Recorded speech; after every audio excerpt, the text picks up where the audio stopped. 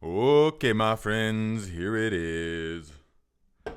I'm doing it from the iPad again, so the aspect ratio is a little bit different. But here we are at the Garden Like a Viking headquarters, zone 5/6, Northern Indiana. And it is a perfect Indiana day today. It is about 55 degrees, raining, and cloudy. Just how Viking genetics like it.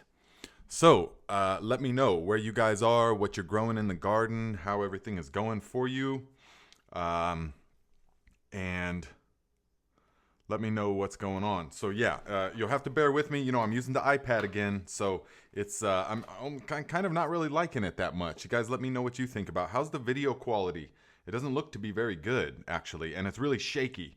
So I need to get a different mount for it. That's for sure. But let me know what you think.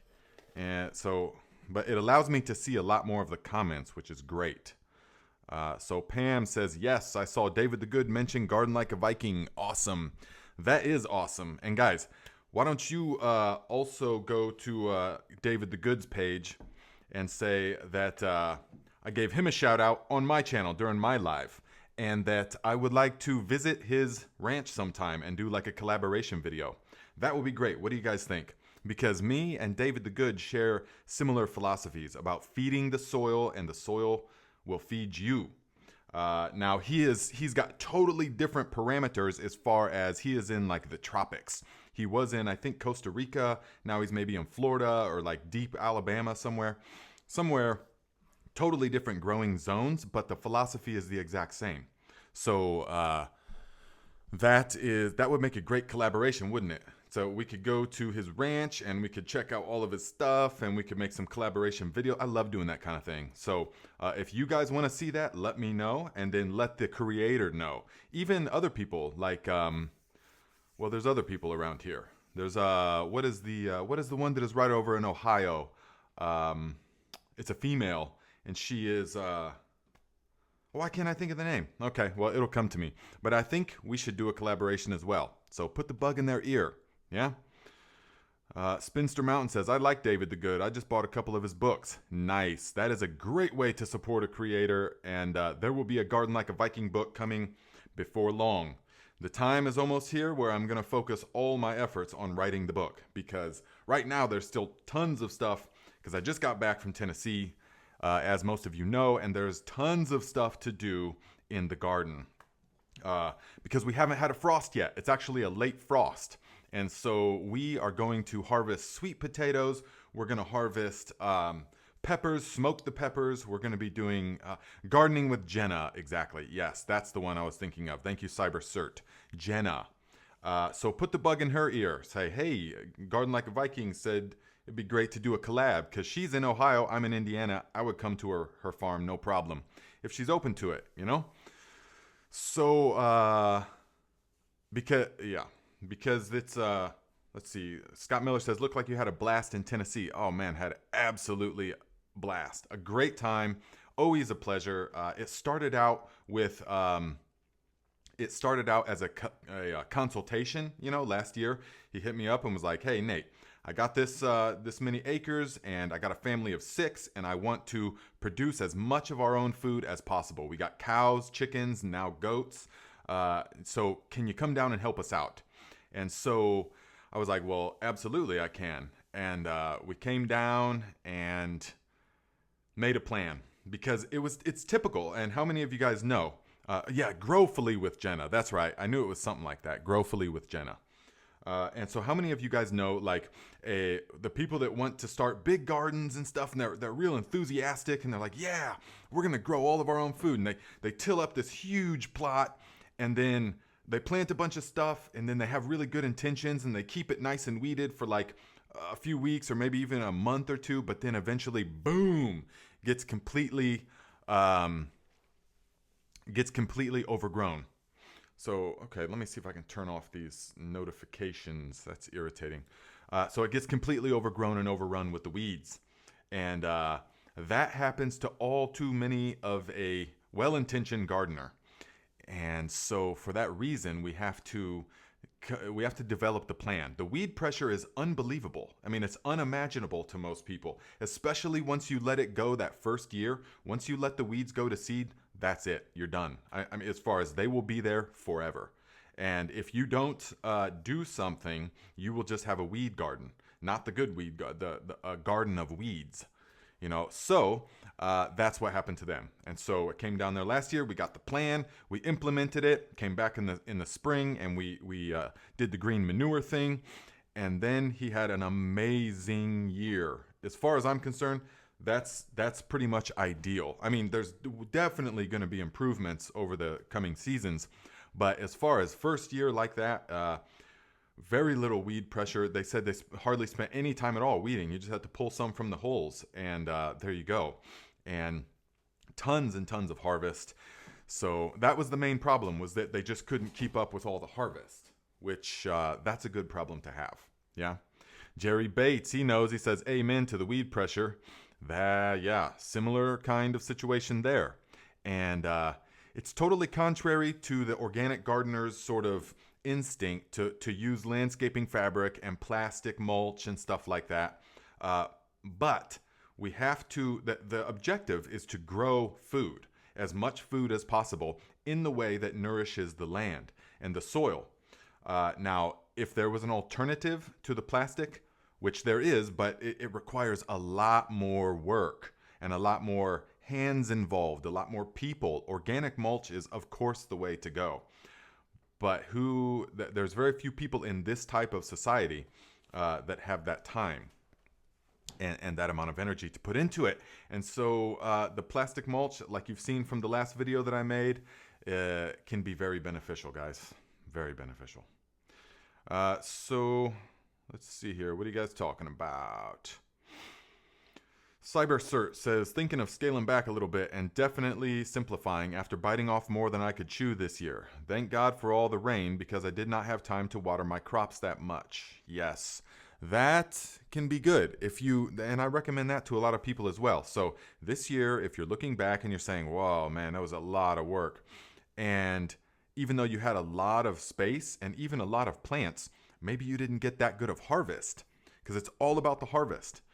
As far as in this type of, in Viking gardening, where we are growing our food, that is, oh boy, that is what the goal is. Okay, it's not. I mean, all the other things are side effects. Having flowers and all of that is wonderful. It's all a part of it.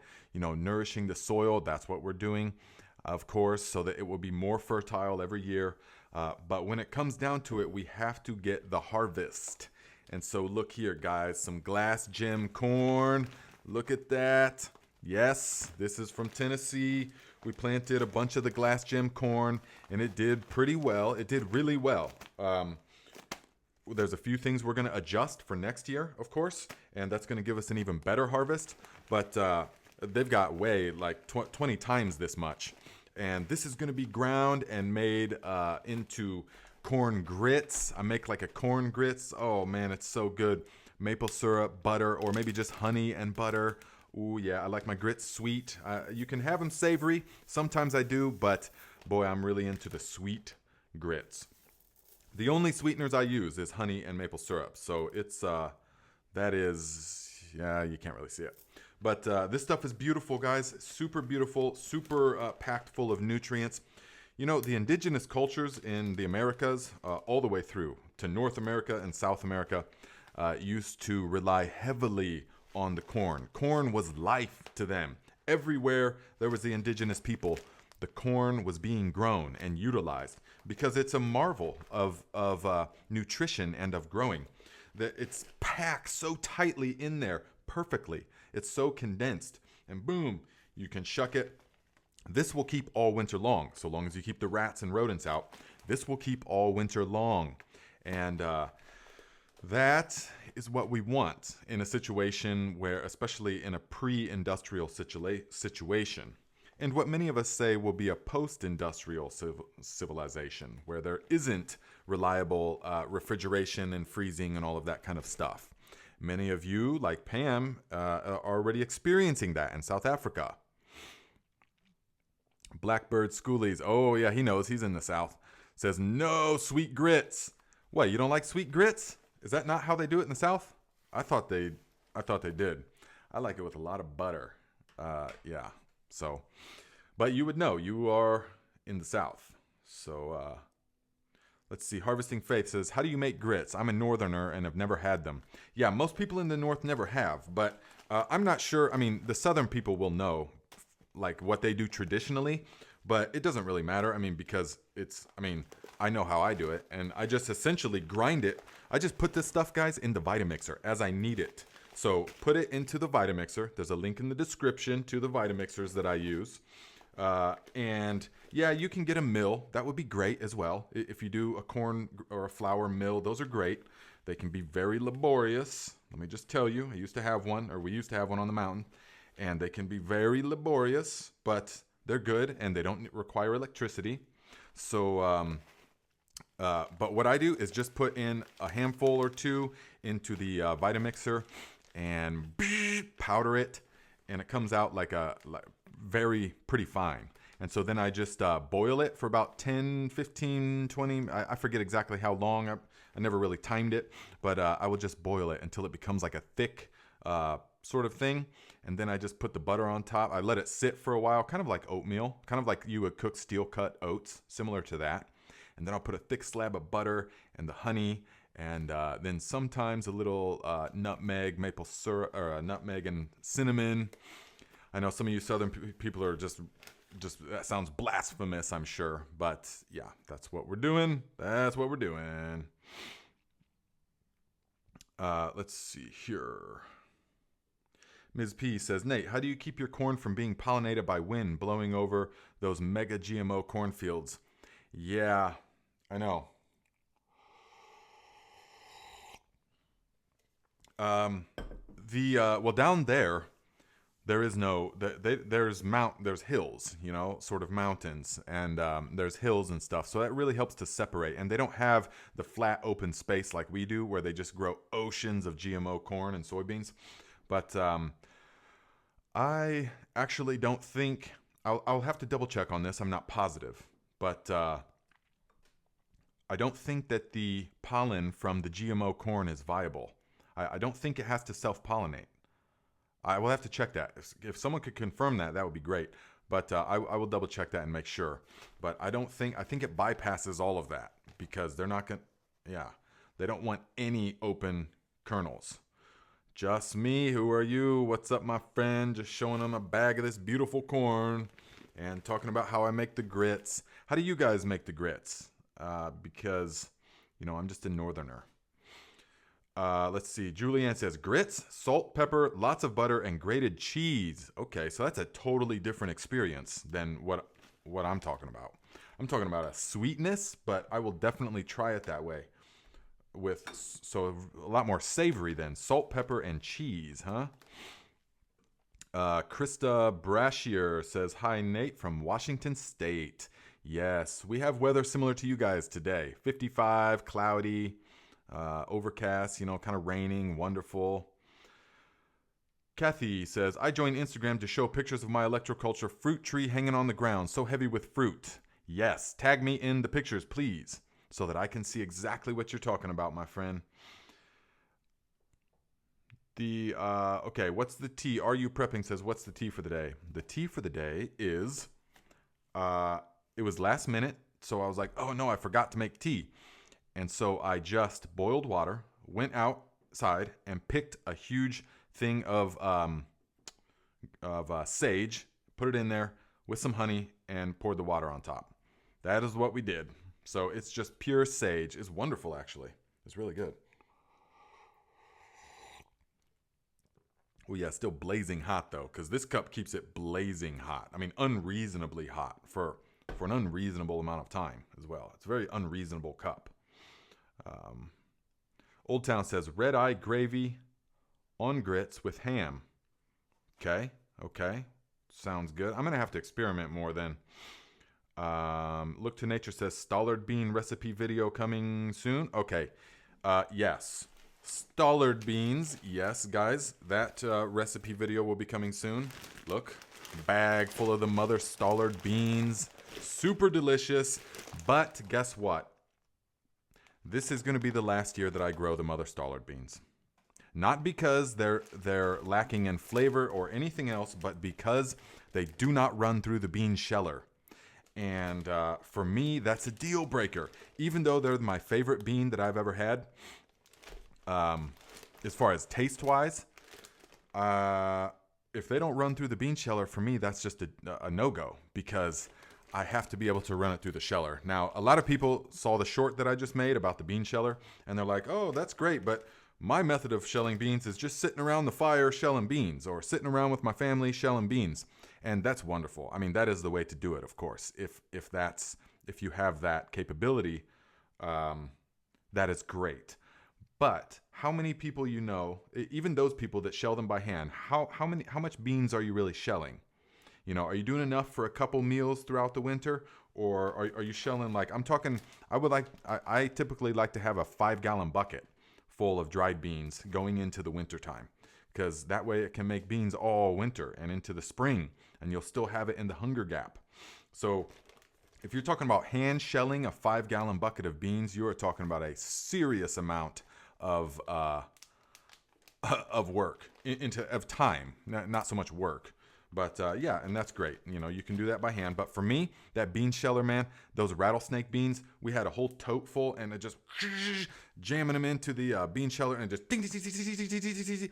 Watch the video that I made on that, the short. I just made it last week, and that thing works amazing, guys. It makes it like fun to grow dry beans, because how many people do you know that really grow dry beans? Like most people, when they say beans, they always mean green beans. But the dry beans are one of the most perfect survival foods, and just foods in general, loaded with the high quality fiber and all kinds of nutrients, the proteins, all the good stuff, guys. Between beans, potatoes, and the corn, you got a lot of good stuff for the winter time, and it all stores. This stuff just stores just like that. That's a huge part of it. I'm just going to put it, well, I'll end up putting it in half-gallon mason jars, actually. And then that's it. You know, you don't have to worry about it fermenting. You don't have to worry about it spoiling. You just, once it's dry, it's dry. That's it. So, that's right. So Jerry says, how many plants average for a 5-gallon bucket of beans? He's talking. So, it's hard to say plants. You know, it all really depends, because like, you know, in Tennessee this time, we had 2 70-foot rows, I would say. Something like that, 2 60-foot rows maybe. And we got a harvest because that was the first time. That was just grass last year. And the cover crop didn't grow all that well because it was just grass and stuff and some other factors. So it wasn't really nourished properly. And a lot of the beans didn't even sprout for whatever reason. I think there was a pest pressure. Some kind of slug or some kind of thing was eating them before they could really grow. That's usually what's happening, because the beans always sprout. But maybe only half of the plants sprouted. So we, all in all, probably got a 5-gallon bucket from that. You know, yeah. All in all, we'll probably get a 5-gallon bucket from that. But we should be able to get 4 times that amount of harvest. Seriously. Off of 2 60 or 70-foot rows, grown properly, of the right kind of bean, meaning like the rattlesnake. The rattlesnakes produce the best. The rattlesnakes produced the best. And they can feed through the bean sheller super easily. So, and the rattlesnake pole beans you can eat as a green bean, but then also let them all go and eat it as dry beans. And they're like pinto beans, basically. Similar, except much, much better flavor. Yeah. Yes, exactly. Just Me says rattlesnake green beans as well. And that's a huge plus, is that you can use the rattlesnake pole bean as a green bean. When it's small, it's nice. It's got a very unique flavor, nice and nutty. It does have a string, though. It does have a string. You got to string them. But then once you're done doing, and when you pick them, it makes them produce so much more. That's another thing that we didn't do in that plot down there, and that what led to a less than ideal yield, was that we didn't pick them. It was just planting them, and that was it. So when you pick the beans, guys, it signals to the plant that, oh no, we're under attack. And to increase their chances of survival, it sends them into hyperdrive. And the one plant will produce 2-3 times or even 4 times the amount of beans if it was picked early in its life. So but the mother Staller beans you can't use as green beans. They're too fibrous. They're just too fibrous. So that's another thing. And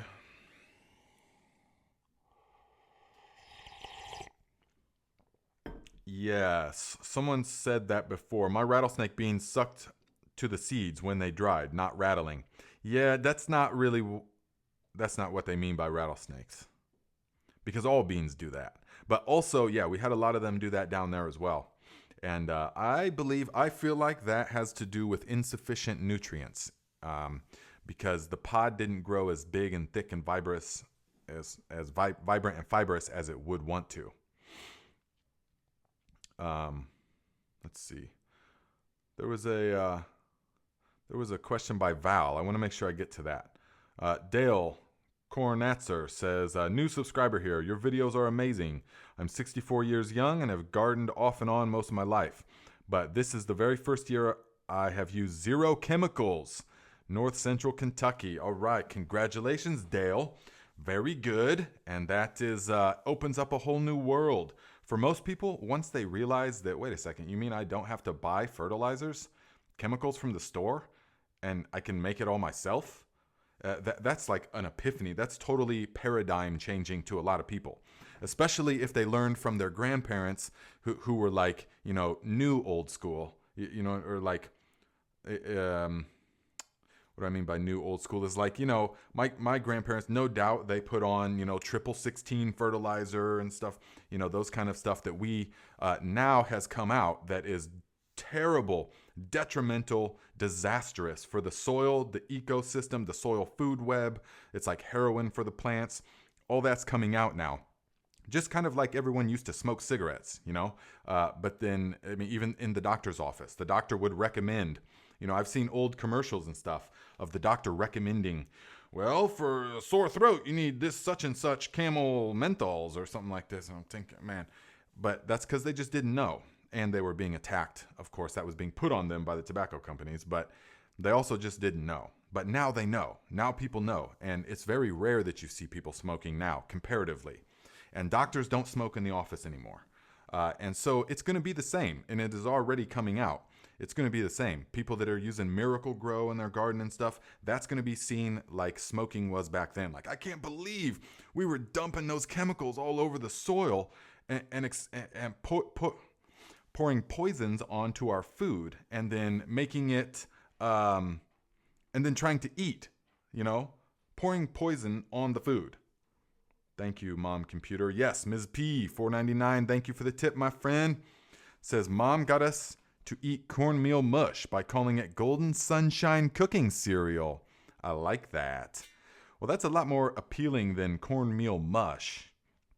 I'd probably come up with a different name, like Golden Sunshine Cooking Cereal. I like it. And you have to say it with a smile. And then the kids will, oh, okay, it's good. And then you can say, oh, man, think how good that Sunshine cereal is. Wow. And the kids will be like, oh, okay, yeah, it's good. It's good.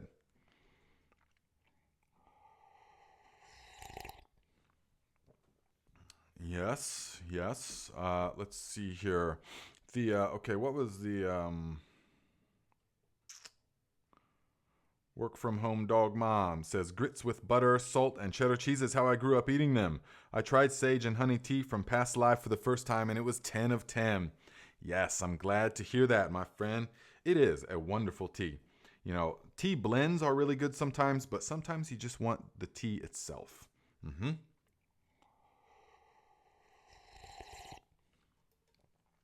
So I still want to see that.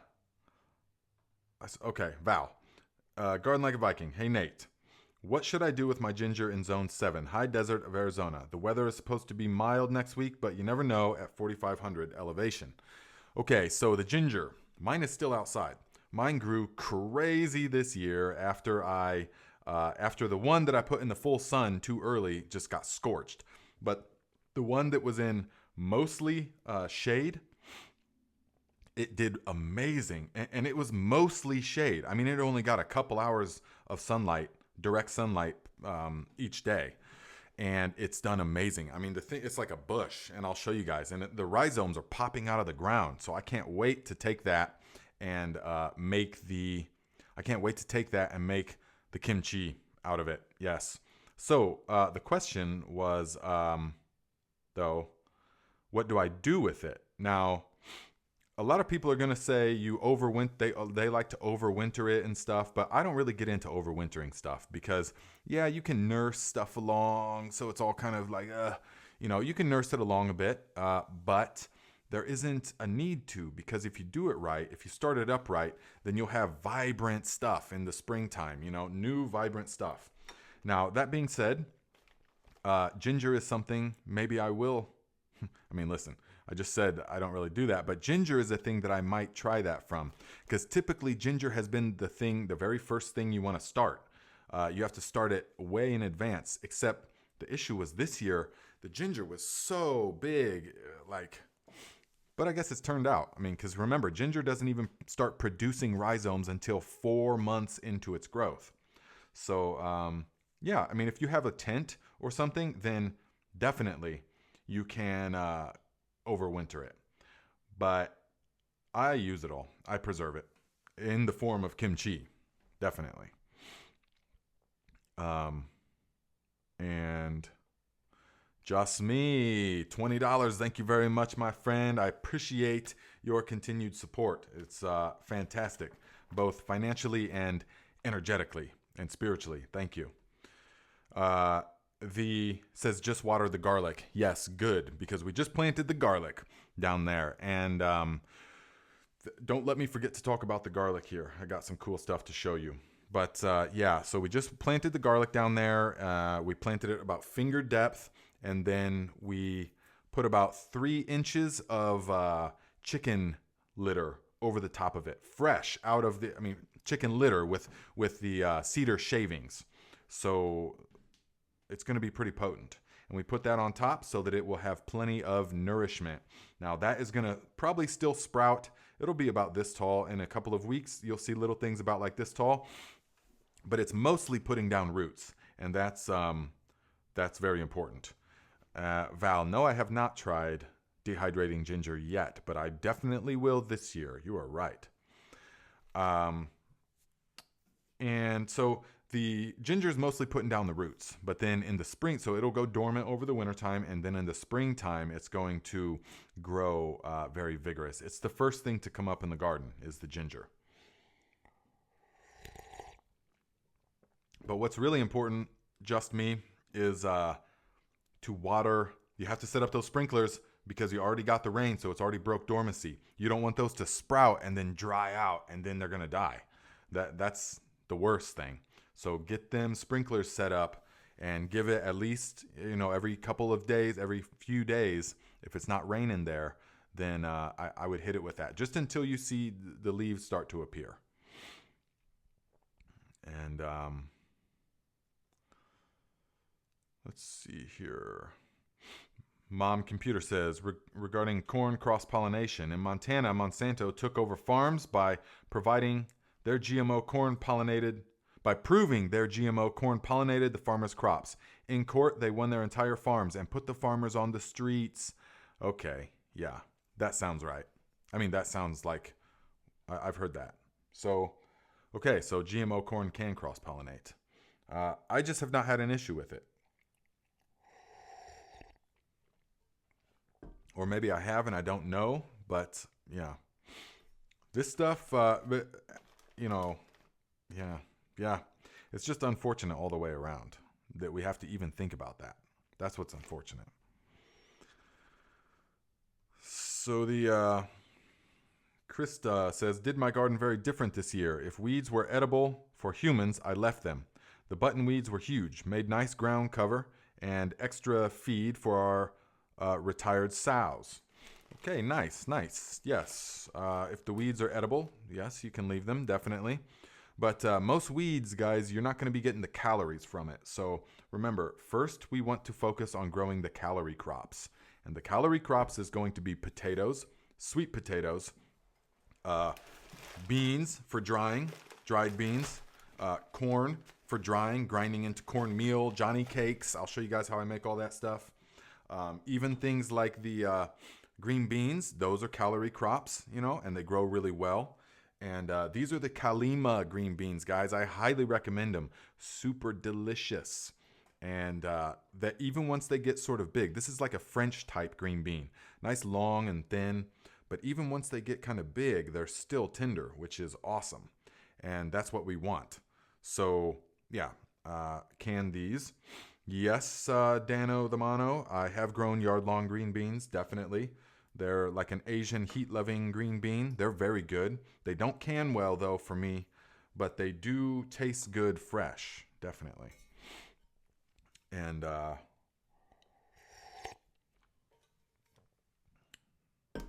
Dano says, yeah, I don't can. Right, yeah. Krista says, we canned or froze over 400 cans of great food. That's quite a bit. How big is your family? So see, what I like to do, like, is the tomatoes. I like to keep it basic, guys. So if you watch my video about that, then you will see that I like to can basic ingredients, just tomato and salt. And this is going to give you the most versatile, the most versatility to use it. Now this tomato, garlic, salt, and oregano, this has to be something Italian based. This is mostly going to be pizza sauce for me. Pizza sauce or like roti, you know, baked rotini, something like that. Something Italian where the oregano is into it. But the just tomato and salt, that can become anything. And see how much darker this one is because I reduced it down a lot more, boiled it a lot more. So this one's going to be very good for the pizza and the Italian stuff. And I got about 20 or 30 of these, 20 or 30 of these, 20 or 30, you know, about 20 of these.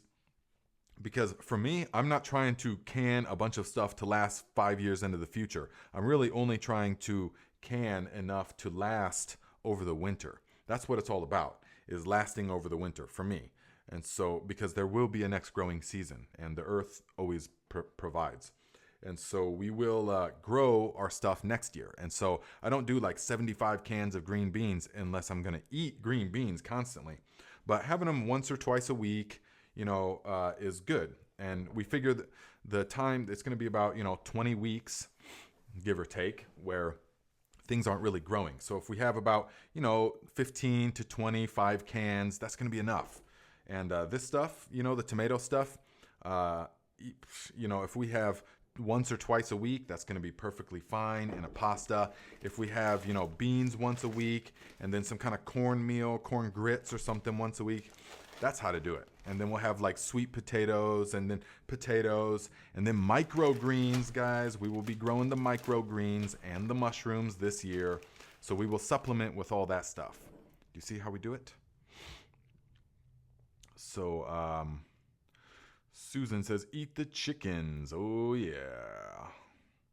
CyberCert says, pizza. What do you do for crust? I make my own. Definitely. Of course. And I like it nice and thin. Old Town says, how are the mushrooms doing, Nate? They are doing good. They are still inoculating, or they're still colonizing, though. They just started to fruit. And so here in about another 2 weeks, I'll be making that video. But if you guys, I don't know if I put the link in the description yet, but I got it all set back up. So as soon as this video is over, I will put the link in the description at the very top where you can get the mushrooms. And so you can order the lion's mane and the yellow or the blue oysters. Now, we're going to grow them all the same way. So I simplified the whole thing from last year, because last year was a big learning experience. It was so wonderful. And that's just how I am. And as far as when I do something, I experiment and I observe and I take notes and mental notes and literal notes so that I can find out the way that is best suited. And so last year we learned a lot. And this year we have streamlined the whole process. So you can utilize those links in the description, please. And I think there's even a discount code that would be good. And because I'll get a little kickback from that. And then you get the exact correct stuff. I'll put links to the exact stuff that you need. And we're going to grow them in buckets. Yes. Let's see here. Big West says, I'm a celiac. Try a gluten-free crust. You will like it. It's not gluey. It's more dry, but it does hang around digesting unless you want all-day calorie burn. See, I don't have any issue whatsoever digesting whole grains. You know, of course, it's whole grain flour that I'm using. I don't even have the white flour, but that is never been a problem for me. You know, sparingly, once or twice a week or something like that. You know, one of my favorite meals, especially if I'm doing something strenuous, is just steak and pasta. Just plain olive oil, garlic. Oh, it's so good. Grant says, question, I love the sweet potato video. Do you wash sweet potatoes before curing? No. No, you do not wash them before curing. You don't wash potatoes before curing. You don't wash sweet potatoes before curing. No. There will be another video coming out here next week about how to do the, I got 2 good methods on how, I think I told you 2 weeks ago, 2 good methods on how to cure the sweet potatoes. Yes?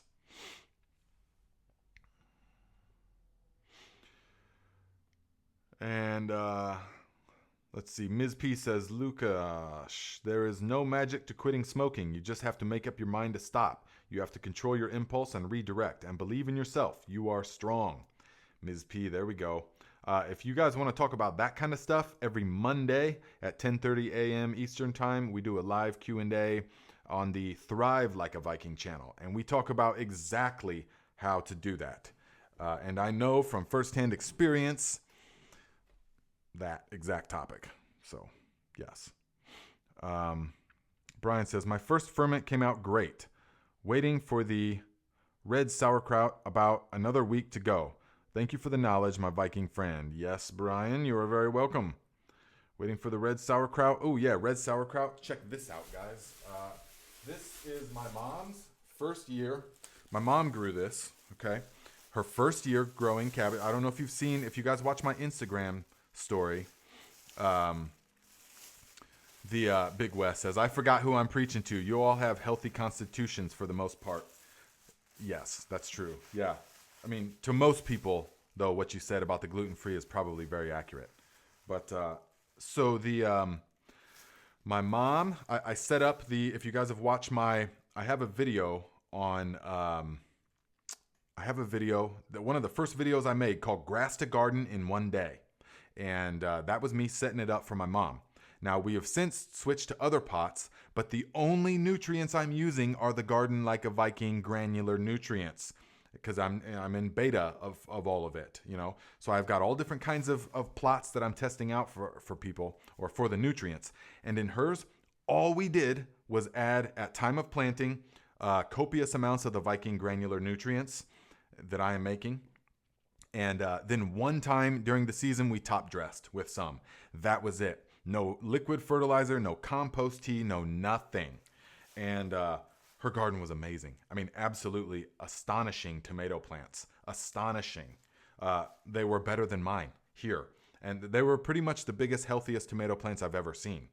I just couldn't even believe. They're like still producing when mine are like totally done. But the cabbage, man, she had this nice, big, beautiful thing of red cabbage. I can't wait to tap into this. If you guys know me, you know how big my head is. And so this is a massive dome of cabbage right here, okay? And so good job, Mom. And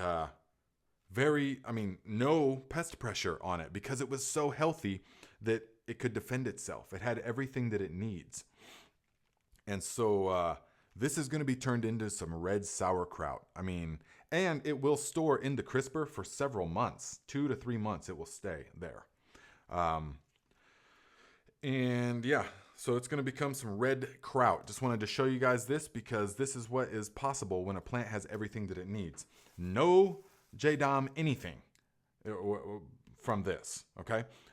All that it was the peat moss basically, and like Pro Mix basically, and with the Viking granular. That was all. And this is pretty much, I would consider this perfect. I mean, it was perfect. So, yes.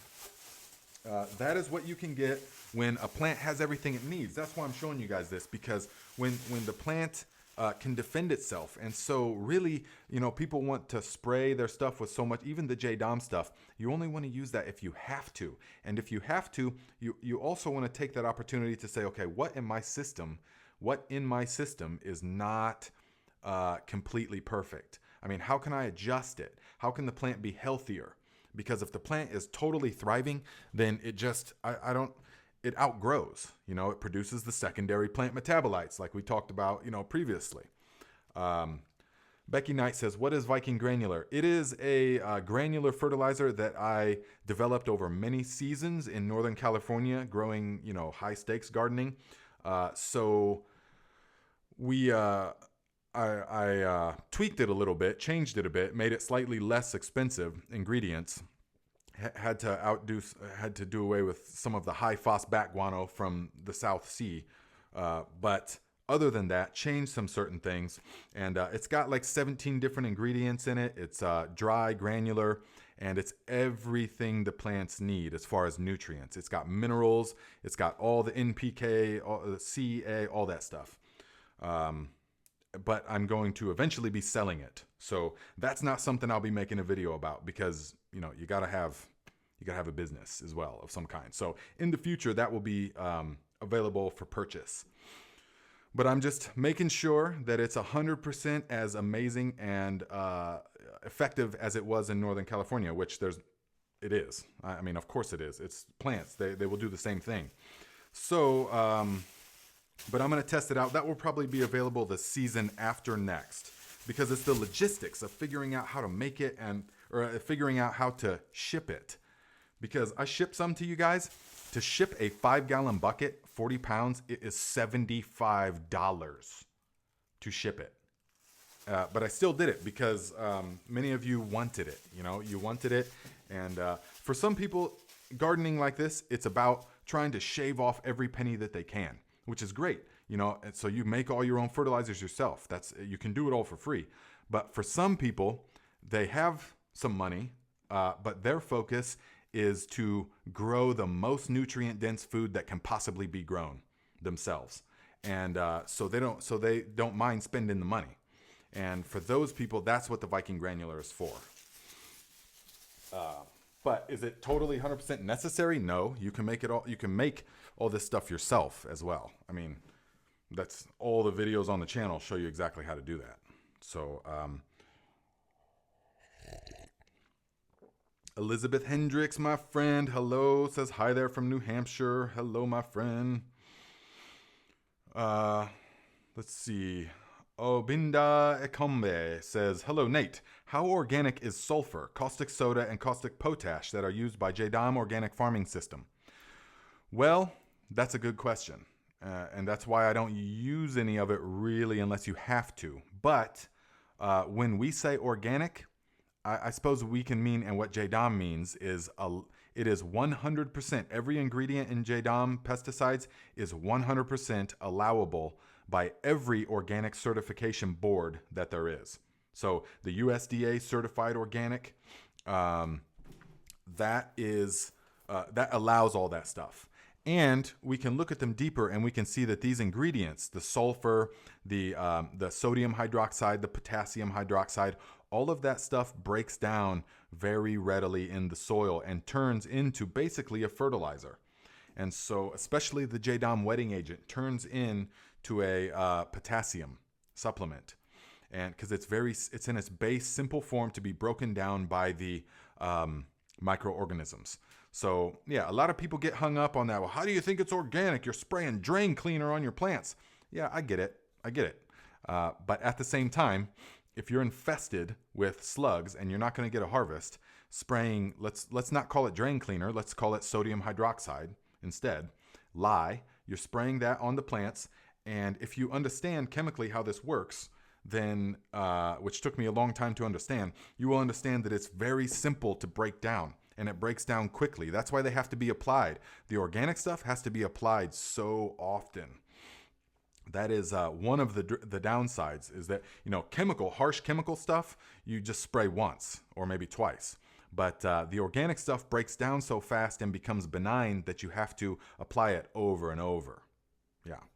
So that is my response to that, Nkombe. That is my response. So by using that stuff, you will not have any issues if you tried to get certified organic. Okay. Jason Hetty says, I'd love to try that granular fertilizer in my raised beds that don't contact the ground. Yes, that would be good. See, and so I put it even in the flowers and stuff. And I should show you guys some of these flowers, man. Crazy.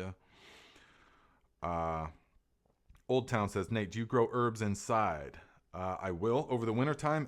You guys will see. Watch my video I made last year. I made a couple videos about it, but I'm going to make more in this year about the indoor growing. So I put links in the description of all the videos to the absolute Mac Daddy of grow setups. As far as indoor, as far as conventional, if you're just trying to grow herbs and microgreens and wheatgrass, you just get the tent and you get the heat mats, you get the standard shop lights, and watch the videos and the new ones that I'll be making, and you set it up, and it's a self-contained food producing unit that uses very little wattage because we're just using shop lights. We don't need 1,000-watt high pressure sodiums or none of that kind of stuff.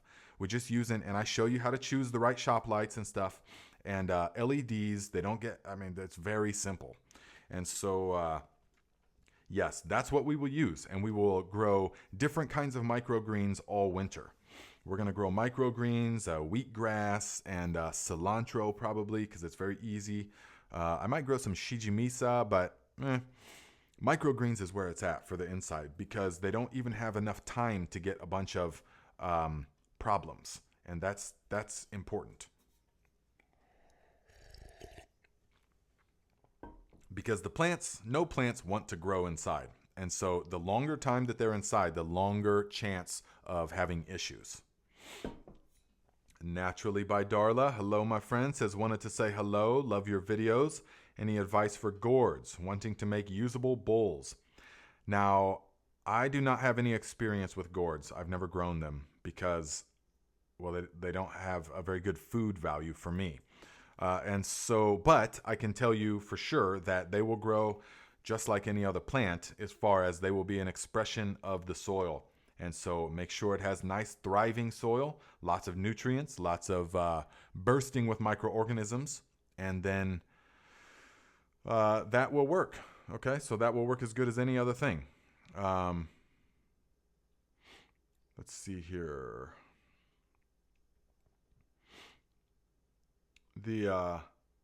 Ms. P says, Nate, you should consider a distribution system for your product, like Azure Standard.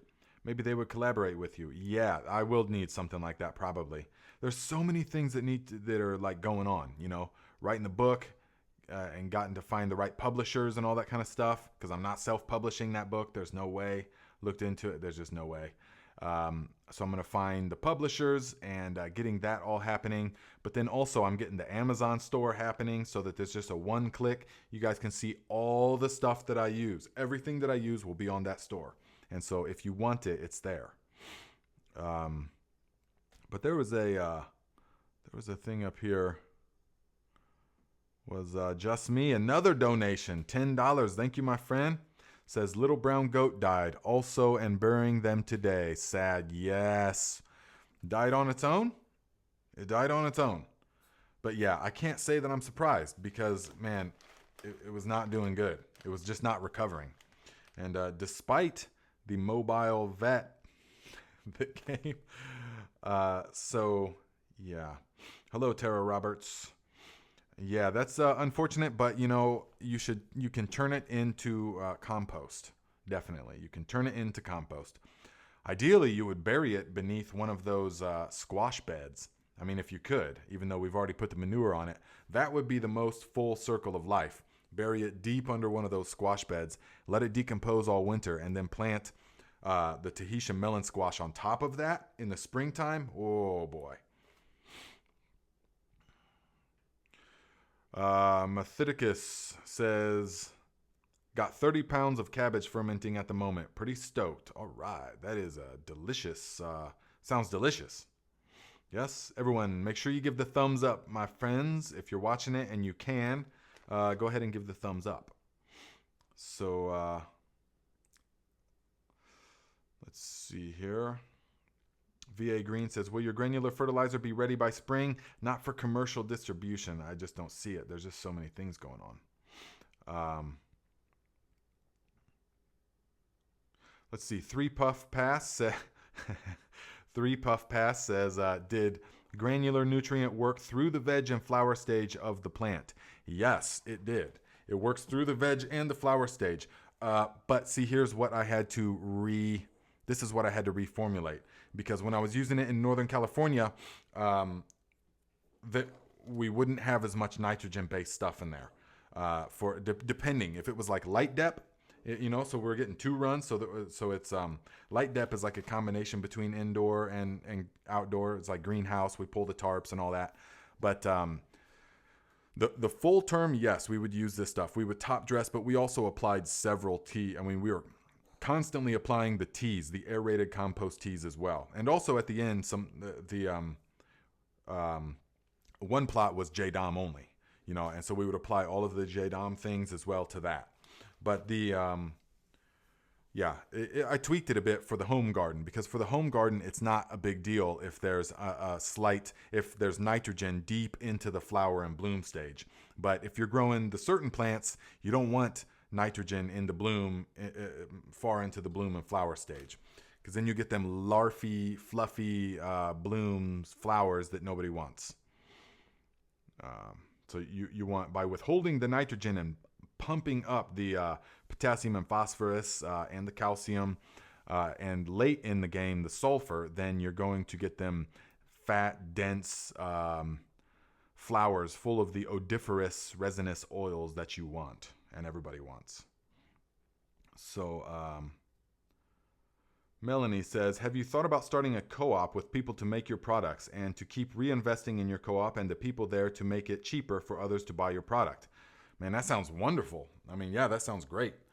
At some point, I will have to get into that, definitely, when that part comes. That sounds wonderful. But I'm coming to realize that there is only so many things that a one-man show at the moment. I have help. I mean, definitely. There's people. But like for that kind of stuff, that will come naturally in the future in some way. Let's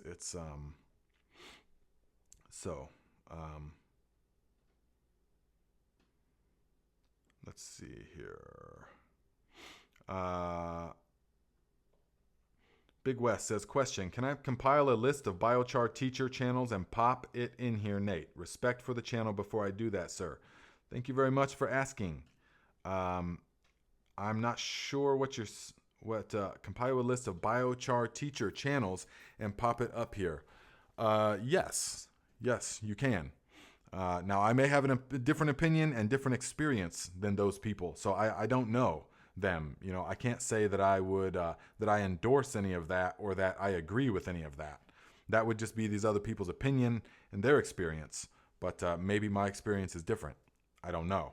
So yeah, probably best that you don't really, because I kind of only want stuff that I endorse, that I'd be like, yes, that is something that I would that makes sense and stuff. Because a lot of people are spewing stuff that I know is factually incorrect and that is experientially incorrect. So many people. And so that would be my main concern. But you do what you want, you will act with respect. I know that. So it's all good. Everyone talking about an eclipse, man. Where's the eclipse? We don't, there's no way we're not seeing the sun here. Let's see here. You can, Rick says you can see it well, almost full. Wow. Full solar eclipse. That is awesome. Lisa T, $5. Thank you very much, my friend. Appreciate it. So so everyone's saying eclipse over the Americas, partial solar eclipse. That is funny because here, I don't even know where the sun is at right now. Okay, guys, let me show you some things, all right? So pay attention. There's going to be some cool stuff. Well, one is just the the melon squash. So here's a couple of the Tahitian squash that I feel like probably switched, or they crossed a little bit with the butternut squash, and which is okay. But the because typically actually the Tahitian squash are even bigger than this, much bigger. But this is okay. This one, this is a good size. You see, I accidentally busted this off, so this will be the first one that I have to eat, because we want them to be more like this. We want them to be more. We want to leave that thing on there because that makes them. This makes them extend. Grow thicker, or I mean, store longer. This makes them store a lot longer. So you don't really want it to be like that. Where you take that off, you better be eating that before too long. There's something about it. I've noticed though, every time you bust that thing off, it just doesn't store as long. It will start to sort of rot from the top down. So you want it to be like this. This is ideal.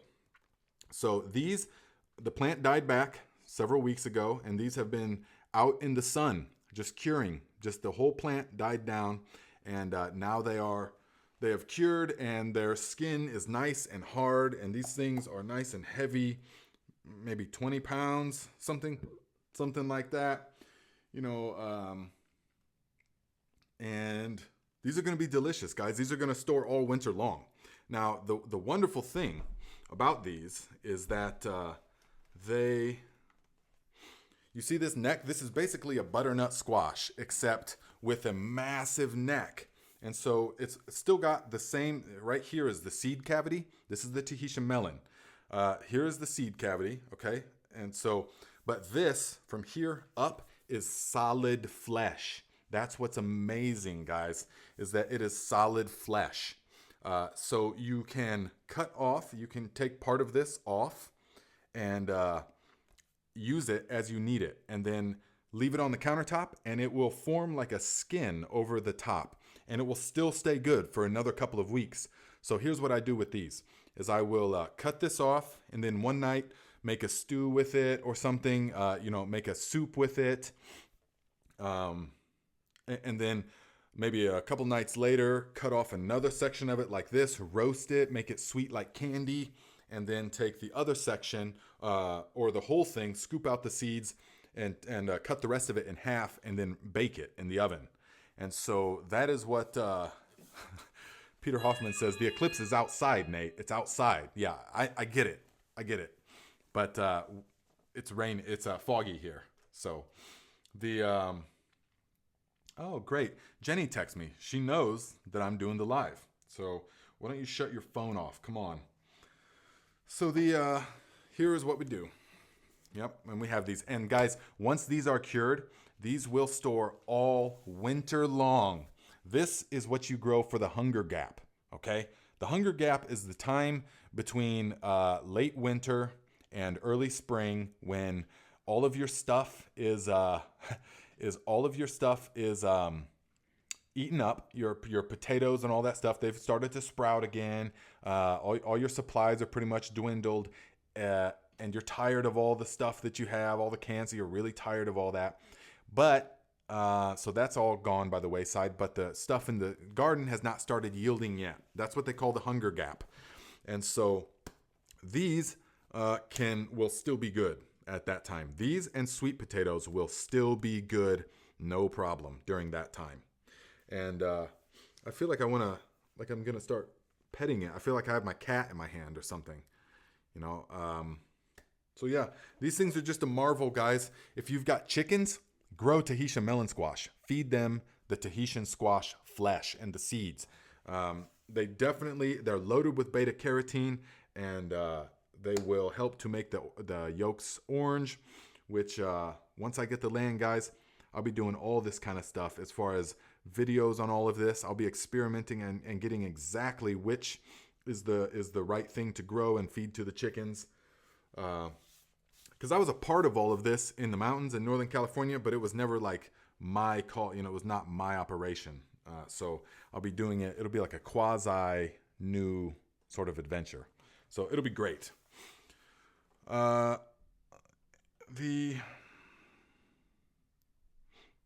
Oh yeah, the Tahitian melon squash in place of pumpkin makes a luscious. Okay, Lisa says you can use Tahitian melon squash in place of pumpkin, makes a lush pie. Nice, sounds really good. Arnie says, are those squash big or borer resistant? I don't have many issues with the borers. You know, these had no issues with the borers. They were great. Linda says, what's the best condition to store them in? These, like basement conditions, you know, they'll still store at like 70 degrees and dry. But they'll store best at like 40 to 55 degrees and dry with somewhat airflow. You know, they don't like stagnant airflow because mold or powdery mildew and stuff can grow on top of them. But if you just keep them basically in a basement, you know, they'll be fine. And even in any conditions, even just sitting out on the countertop in your house, they will still last at least a month or two, at least. Tara Roberts says, Nate, are you on TikTok? I am not on TikTok. I know I need to be, but I tried to make an account one time and it just didn't work. It kicked me off. It said, your account's permanently deleted. So I took that as a sign that I don't need to be up on TikTok. So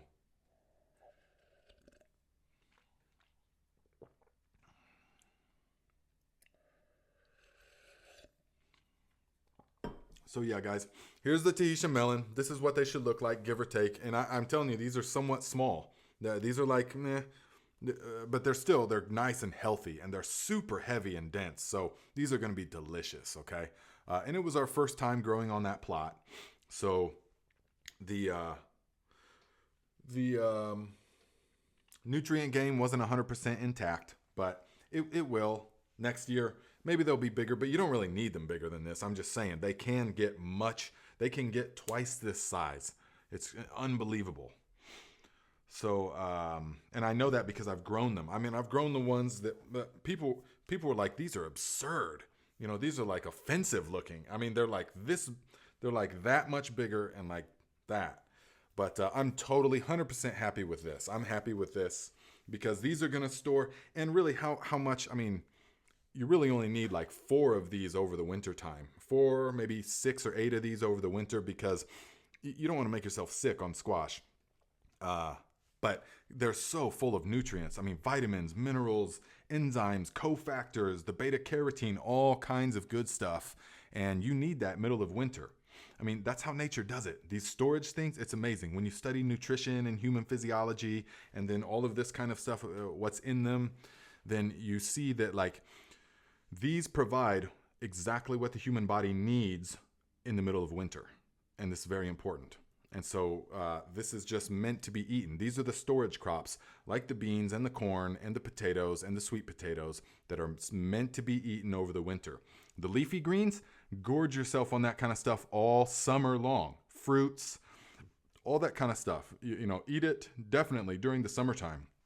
But in the wintertime is when the storage crops are meant to be eaten. The high calorie and the certain different varieties of nutrients. So don't bend over backwards trying to grow leafy greens in the middle of winter, because especially if you're in an area where nothing's growing in the middle of winter, then yeah. William Slater says, the truth is that Nate's only 4 feet tall. Nope, about 5'11". Someone asked about storage. No, these cannot freeze. If these freeze, that's it. They turn to mush once they thaw. So you do not want to, I mean, you can cut them up and freeze them, but if someone, maybe it was Val or somebody, said something about, yeah, okay, Val says, storage is a great question. My winter squash is in the garage. I'm afraid they will get too cold this winter. What do you think? Take them inside? So long as they don't freeze, they'll be fine. If it gets down to like 40, that's fine. Totally fine. But if it gets below freezing, that's it. They will turn necrotic. Is that the right term? They will die. Because once they freeze, it will start turning mush. It will turn black, and that's it. So, and that's another thing. You do not want to leave these in the field too long, because if you do and they get hit by a frost, say goodbye to your whole crop. That's very disheartening, and I know that from experience. So You want to take them in before the frost. So Jay says, do they taste like butternut? They do. They taste very much like butternut. They are the exact same family. They're just bred to have this massive neck and to store longer. So they are Tahitian melon squash, and there's a big legend around, how they were they were bred to be carried by the sailors from Tahiti and different places, so that they would last on the voyages. And it was like the most calorie dense crop and all of this kind of stuff. I was thinking the same thing. Wes, he says, not one dirty joke about the squash. Give yourselves a pat on the back for maturity points. Yeah. It's because we got the real deal. I mean, this group, joking around's great, of course, but we got, these people here are very intelligent, We got the real deal community here. Let's see. Zigma says, straw bales that haven't been sprayed with herbicide. Can't find any. Your experience? Just plant my own? If your stuff has been, if you don't know if it's been sprayed with the broadleaf, then don't use it. Most straw hasn't been sprayed with it, though, because there's not a reason for it. And if it was sprayed with glyphosate to terminate the crop, which is done sometimes, not always though, then the glyphosate actually doesn't stay persistent. It doesn't stay that persistent, so that's not going to be an issue. But the Grazon will be a huge issue. But most of them are not going to be spraying their straw crops, because straw is wheat, and so there's not a need to spray the wheat with that. The reason people spray the Grazon herbicides is to if you're getting horse manure, typically, especially if it's high end, like equestrian boarding places and stuff, they will tend to use the stuff that has been sprayed, because they want the horses to just have the soft, fluffy, the real tender, nutrient-rich hay, the best quality hay without any of the broadleafs in it. So that's typically why they would use it. Yeah, looks like it's my baby. Yep. Kim Williams says the straw price here has quadrupled. She is in Tunisia. And $14 a bale for straw for square bales. Wow. Where are you at, Wendy? Dano says $8 a bale here. Yeah. The $8. Yeah. Here I'm gonna say it's about $6 if you're getting it from like Tractor Supply or something. If you're getting it from the farm, typically you can get it less than that, of course. But yeah, about $5, $4 or $5, something like that. Now, Mom Computer says glyphosate has a 20-year half-life. Now, I don't doubt that, and I will have to, but I'm wondering to what degree and in what circumstance, because I do have experience with you can plant the following year in a place that was sprayed with Roundup and it will still work. But now I know, I'm never ever recommend the Roundup, of course, because for so many reasons. And once it gets into our body, how it's very persistent at that point, because it's a toxin that the body doesn't know. We didn't evolve to deal with that kind of toxin. And so the body doesn't have a great way to get rid of it effectively, like it does other stuff that we evolved with. So instead, it's just like, whoa, what do we do? Well, we don't know. We're just going to store it in the lymphatic system, in the fat system, and all of this. So, yeah. So, if somebody can direct me to an article or a video that can explain how the Roundup is persistent for 20 years, then I would love to watch that, because I don't doubt that. I need to understand the workings of that. How is that happening? Okay, so I'm going to put this to sleep, okay? I'm going to put this in the crib, and I'm going to grab the other thing. So, and let's see. Yeah, but remember, you want it to have this stem coming out the top, all right? And if you have to pick it, you want to make sure that the stem here is mostly brown, because otherwise it's still like pumping nutrients. You want to leave them as long as possible, but right now is pretty much as long as possible because we could get a rogue frost, and that's it, you know. So now here's another thing that I grew this year, and I can highly recommend. So I got tons of them still outside, but these are the Ivarsky peppers, the Ivarsky roasting pepper. They're like a Macedonian roasting pepper. I got them from Baker Creek Seeds. And these, if you could feel these guys, they're super firm, very thick flesh. And guess what? Super sweet, okay? Nice and sweet. And I've been using them all summer long in the stir fries. And these things have been phenomenal. So I'm going to say that I will grow them again next year because they're so versatile. But now I'm going to turn them into Ivar, the Macedonian relish that uses garlic, olive oil, eggplant. I got some eggplants out there that got to be picked. And then I'm going to make the Ivar with the Ivarsky peppers. So, and then the rest of it, I'm going to turn into sweet paprika. I'm going to smoke these because I planted 12 plants and there's a ton of stuff out there. And I've already dehydrated and smoked and dehydrated a huge batch of them. So I'm going to smoke these on the smoker with the oak wood for about 6-8 hours, and then I'm going to dehydrate them and going to powder them as needed over the winter time, and that's going to be a super delicious, sweet sort of paprika. Scorpio 1969, $25. Thank you for the support, my friend. I appreciate that. Thank you. The Mobius says, I have a Discord server link for us to chat together for the community here. Yes, I haven't had the time to investigate that. Let me do a little more investigating into that, and we will keep corresponding by the email. Again, you know, I need to understand what we're doing. You know, I need to like approve of it and say, yeah, I think that's a good idea.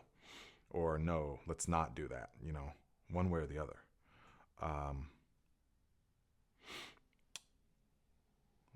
See, Old Town says, we are lucky here in Fort Wayne. Lots of peat here. Yeah, there is. Lots. Definitely. Super cheap and easy to get. Grandma of One says, question, can I use some of those big hay bales on farms for garden cover, or does it need special processing or something? Well, the thing is that using hay as mulch can introduce a ton of weed seeds. If you use hay as mulch, you will essentially be growing the hay. Unless you're going to keep it like the Ruth Stout method, where you're going to keep it nice and deep, and you're going to continually put more and more hay on there, then hay is actually the best thing to use in the Ruth Stout because it's got the most nutrients. It's far more nutritious than straw. So, yeah, that's what... But if you're just going to like put mulch over your garden, hay is not, the straw is better to use than hay. AMEC27 says, do you save your squash seeds? Yes, I do. I do save the squash seeds. And that's why I think that they've crossed a little bit with the butternuts. But if you guys wait till you see next week, and I'll show you guys a honey nut that has crossed with the Tahitian melon. Definitely. You know, honey nuts are supposed to be like this big, but these honey nuts are like this big, just massive, but they're a honey nut. It's just crazy. So,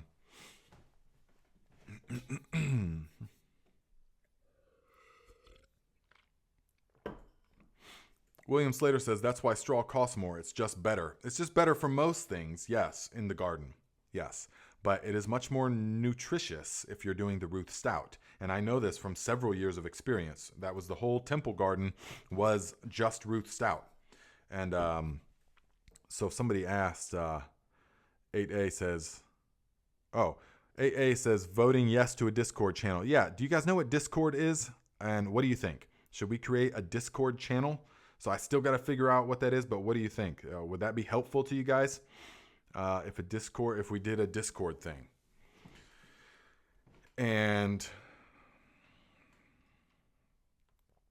My Fit Store says, question, could you talk a bit more about the Ruth Stout method?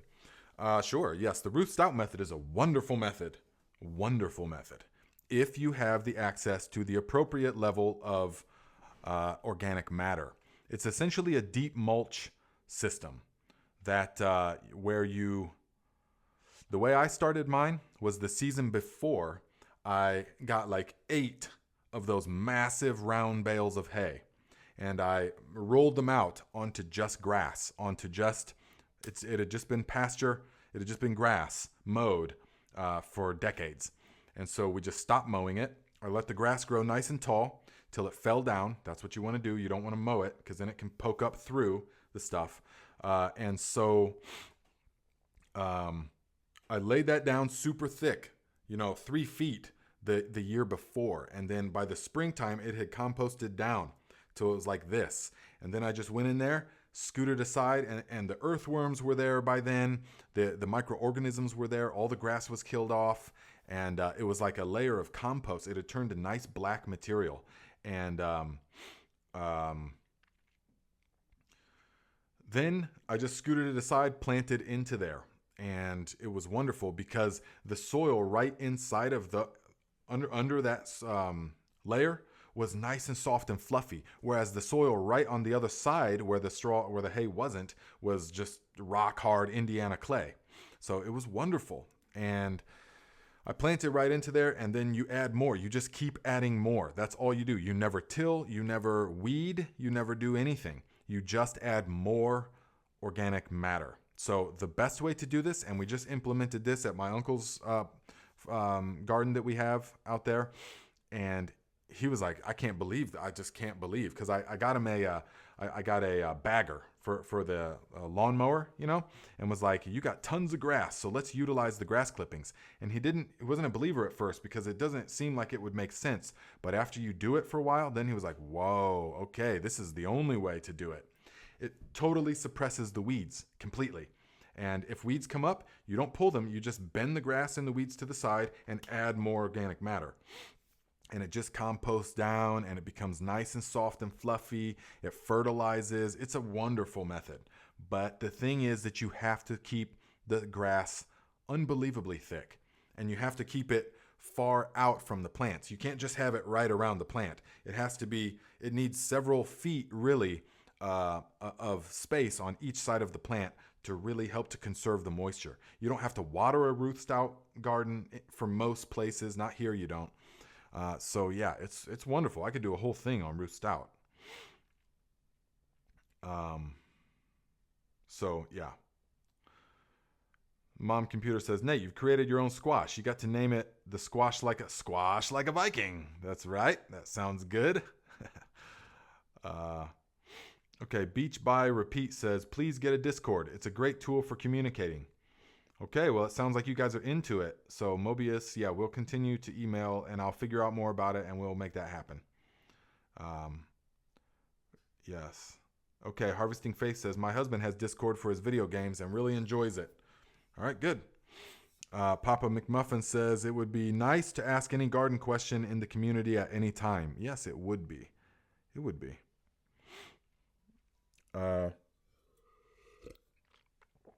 Oh man, Lisa T says, would love to see a collaboration with you and Weedy from the Weedy Garden in New South Wales, Australia. Maybe a winter trip for you some year. Man, I would love that. I would love that. Yeah, the Weedy Garden. I was watching him before I even started my channel. Talk about inspirational. His is a lot more. Well, he's a professional photographer. If the Weedy Garden, if you haven't checked it, I'm sure all of you know what that is. But check it out if you haven't. He's new to growing, though, for sure. But he's a professional photographer and cinematographer, and you can tell. It is just totally like a theatrical, a visual story, painting, movie. It's incredible. So, but he does it about, gardening. It's storytelling, really. So I recommend checking that out. And yeah, put the bug in his ear. Say Garden Like a Viking said it would be wonderful to come out and check out the Weedy Garden Patch. And that just means I have to get to Australia somehow, which doesn't sound that bad at all. It sounds like I could do that. maybe next year. Yes, I could do that. A winter trip, a midwinter trip would be awesome to the weedy garden. Oh man, I'd make several videos for you guys with that. Jack Scoville, $5. Thank you for the tip, my friend. Should I use more water-soluble calcium for cannabis plants? I'm using kelp worm casting for potassium, magnesium. What do you think?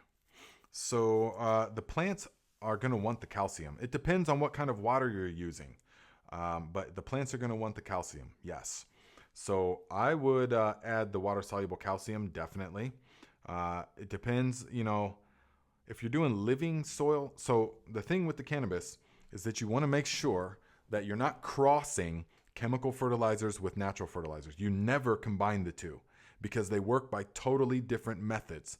So if you use any type of chemical NPK, don't even bother with using anything organic because they cancel each other out. One kills the life in the soil and totally bypasses that and goes to the plant directly, whereas the natural stuff depends upon the life in the soil in order to become usable by plants.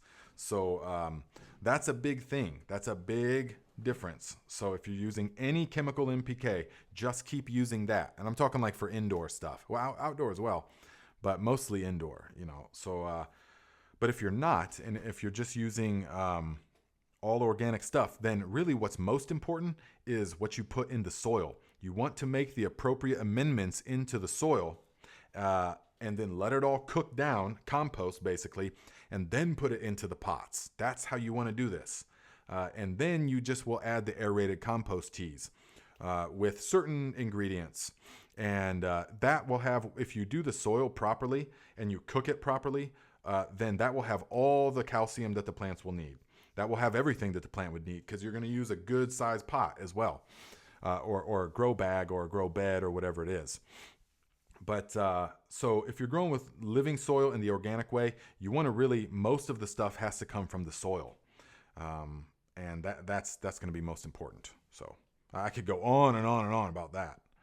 But okay, where's another one? Someone said I missed another one. Let's see here. Val Thatcher, $5. Thank you very much, my friend. Says, made the sunchoke pesticide. Used it on my cabbage that are getting eaten by something. Maybe grasshoppers. Will it kill the grasshoppers? Okay, so the Jerusalem artichoke is not a killer. It is a deterrent. And so it will, grasshoppers, I'm not entirely sure. It works for most things, though. It works for most things. So if you apply that, well, let me know. Because I'm not entirely sure. I've just never had an issue with grasshoppers. I've got lots of grasshoppers out here, but they're not like devouring my plants or anything. So I've never had to combat against them. But I would say the Jerusalem artichoke is the de facto go-to JDOM pesticide that they recommend for pretty much everything. So Jay Brammer says, my Baker Creek paprika plant were big producers. Okay, what do you mean by that? What type of plant was it? What type of plant was it?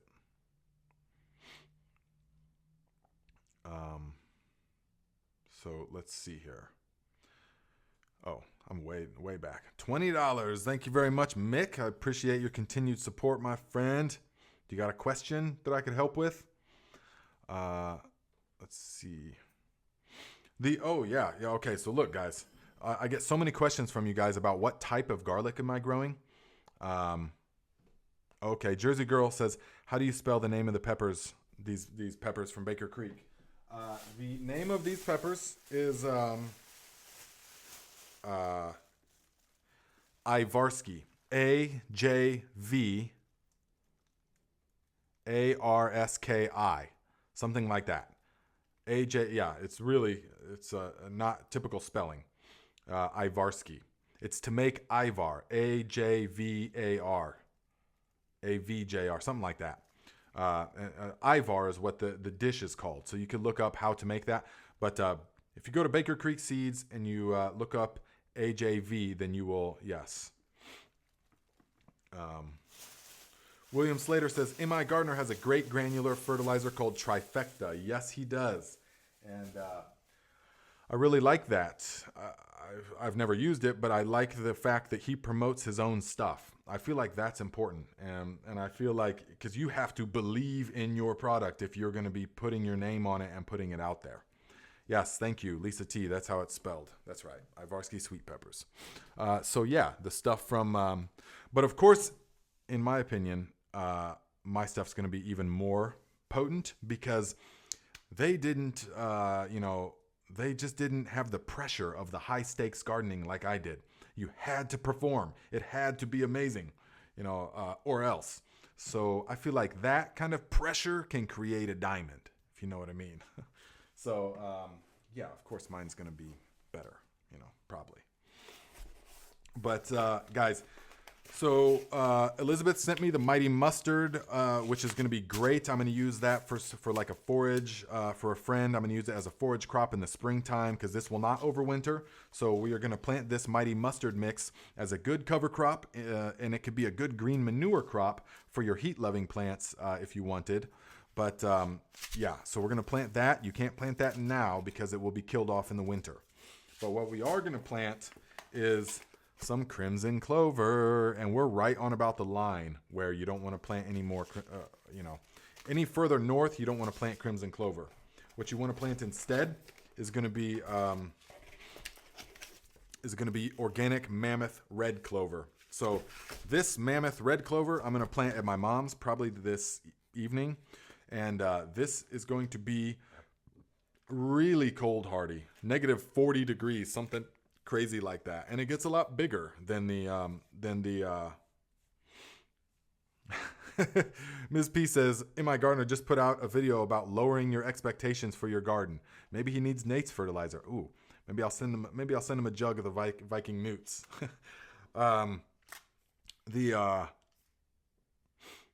I should watch that video because that doesn't sound right to me. I mean, I'll have to watch that video. But anyways, the mammoth red clover is, okay, Mick says, my mammoth clover is doing great in the Old Eden area. Nice. And we're going to want this stuff because it will add more nitrogen and more nutrients to the soil. It makes a wonderful no-till cover crop because the roots are going to be have that nitrogen and all kinds of good stuff. But it also makes a wonderful green manure crop. So yes, we can use that. But if you guys, and I get a lot of questions about what is a good type of cover crop that I can plant into, like a living mulch, and that is going to be the Dutch white clover because it doesn't grow very tall, and it's very easy to the things that you plant in it. So if you want to try your hand at doing a living cover crop, then a living mulch, then what you need to do is get the Dutch white clover and plant it, and then you can plant right into that in the springtime when it's still growing. And that is a really good method. And I'm going to do that so I can show you guys how to do that. So I'll be making videos about that. But one more thing about the... one more thing about the... So I get a lot of questions from you guys about garlic. About what type of garlic do you grow? And I have never known because people just give it to me. Or I acquire garlic from different places. So all mine is just kind of like a hodgepodge of different types of garlic that I've acquired over the years. But because I want to be able to recommend what is a good type of garlic to grow, I purchased some seed garlic this year. So, yes. Now, guys, this is what $100 of seed garlic looks like. And see, this is what, like the donations and all that stuff, this is what it helps me to do, is say, well, hey, sure, I'll spend $100 on seed garlic, but so that I can figure out exactly what varieties to recommend to people. Now, I get mine, or I got this from Fruition Seeds because they are in the north. They're in upstate New York, and everything, all their seeds, all their varieties, all their plants are custom tailored to zone 5, give or take. So that's really important for me. And so I get several things from Fruition Seeds. They've always had good genetics, good, and they're always right on time. So this is the giant Italy Hill Giant Ivory. You see? From Fruition. Italy Hill Giant Ivory. And dude, these look amazing. I mean, these are nice and big and rock solid. So I got some high hopes for this. This is a hardneck type garlic. And they've got several different types of garlic, and some of them have different characteristics. So all of mine have the characteristic of being big and easy to peel. That's the most important thing to me. Be big and easy to peel. So I'm going to try out the Italy Hill Giant Ivory for you guys. And then I'm also going to try out the, let's see what the other one is. There's only 3 different kinds, $100. But hey, if I can then grow this from now on, so now here, this is not nearly as big, but these still look good and pungent, is the Chestnut Red Hardneck. So this one, Chestnut Red Hardneck, this is from Baker Creek as well. And so these are supposed to be nice and pungent. Not Baker Creek, I'm sorry. These are all from Fruition Seeds. And yeah, they're kind of smaller, but hey, this one I think it said that it was easy to peel and very pungent. And that's what I like, of course. Because there's like elephant garlic, but it's actually, elephant garlic is not pungent. You get a big old clove of elephant garlic that tastes like one little smear of garlic. So the more pungent, the better. So here's the third and final variety from Fruition Seeds. It's the German White Hardneck Garlic. So I'm looking forward to it, guys. We're gonna grow this stuff out, and then I will know by next year that exactly which one. That way, when everybody asks me, I can say, "Hey, use the Giant Ivory, or use the Chestnut Red, or I didn't like that one, or I didn't like the taste of that one." So that's what I do with the donations, if you ever wonder. That kind of stuff. And one more thing about garlic is that for so long I was trying to figure out what these are. And because they're one giant sphere of garlic. And it's amazing. Easy to peel, and it's solid garlic. Look how big it is. Now, after 2 years, I finally came to find out that it is the little, what'd you guys call them? Chromes from the elephant garlic. If you grow elephant garlic, you know that on the bottom they've got these little things. They got like 4 or 5 or 6 of these little things on them, and that's what this is that it grows like this the first year, and then it will vernalize and it will separate into different cloves the following year. And so that's what this is. So if you guys want a bunch of these, pull these little things off the bottom of your elephant garlic and plant them out. Yeah. So I think that's about everything, guys. There was a lot of stuff today, wasn't there? So Lou says iPad is good. Is it? Okay, are you guys liking the iPad? What do you think about the video quality? It's definitely easier to be able to see. I can see 3 times the amount of the comments, which is great. So that's awesome. Corm, that's what it is. Thanks. Look to nature. So Dov says, I've never grown garlic, but going to try this year. Yeah, I'm in zone 5/6, Northern Indiana, and I'm going to be planting garlic. We haven't had our frost yet, so the things haven't died back. But I'll probably be planting it here in another week or 2, something like that. So, yes, Val says thumbs up. Yeah, if you guys haven't already, go ahead and give the thumbs up. If you guys are watching this after the fact, let us know where you're at, what you're growing. Give us a thumbs up. Share your thoughts, yes, because we are at 93 minutes, and so that is pretty much the time. Thank you, Donald. Says iPad looks good. Okay, good. And if you guys are wanting to talk about all different kinds of stuff, cold training, sauna training, breath work, meditation. We do a guided meditation. We talk about all kinds of things, working with the subconscious mind. We talk a little bit about the current state of things, but not zero political nonsense and stuff like that. So, because we are completely not either of the right or the left wing at all. We don't partake. And so, if you would like that, then Monday at 10:30 a.m. Eastern Time on the Thrive Like a Viking channel. And I will see you guys there. I'll be back in the studio, so we'll have the good mic. We'll do another good guided meditation, and we will get on with it. Okay. So, let's see here. Okay, guys. Yeah. Beach by Repeat says, let us know about the Discord link. Yes. By the next Saturday, we will have a verdict and a link on the Discord. Okay. We'll know about that. So, yes. Thank you for your time. Yes, guys. All right. So we will see you next. We will see you next Saturday, guys. And for the select few, I will see you on Monday.